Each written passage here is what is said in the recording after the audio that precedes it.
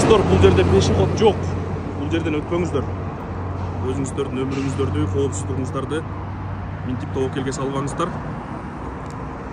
Достор, бұл Чуй проспектісінің түндік тарауындағы бөлігі.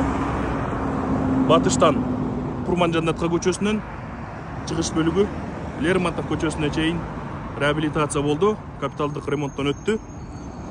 Бүгін екінші үйіндан тарта ұна қимылы үшін ашылды. Капиталдық ремонт жұмыстары белгіленген графиктен 3 жұмаға чейін ерте бүткөрілді.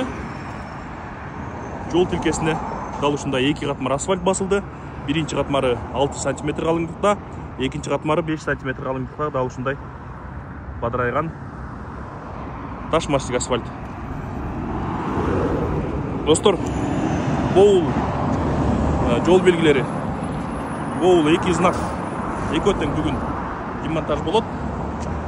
Бұл жерден жөө адамдар өтмегі болбайды. Жолдың бұл жағындағы далушыл зебра чейіндері іштебейді, достор. Бұл жерден өтпеңіздер андықтан. Ошондой Чуй проспектісінің бұл түштік тарауындағы бөлігі бойынша мәселеге келе тұрған болсақ, бұл тарауы болса, быйылкы жылдын алкагында капиталдык ремонттон өткөрүү пландалган эмес. Анткени жер астындагы коммуникациялык тармактар бул жылуулук тармактарынын куурларын толук жаңылоо каралган.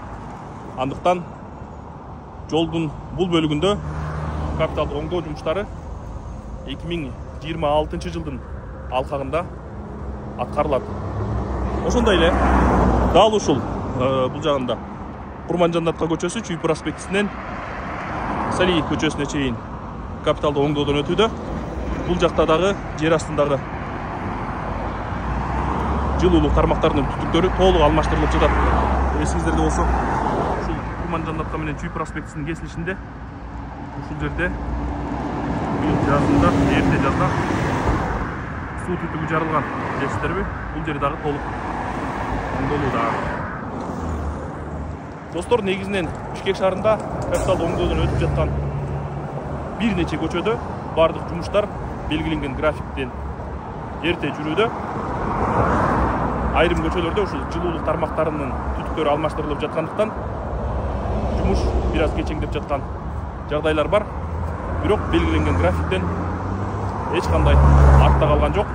Подрядчы уюм менен түзүлгөн келишимде капиталдык оңдоо жумуштарын аткаруунун графиги бардыгы күнү саатына чейин көрсөтүлөт. Андыктан бардыгы белгиленген календарлык планга ылайык жүргүзүлөт.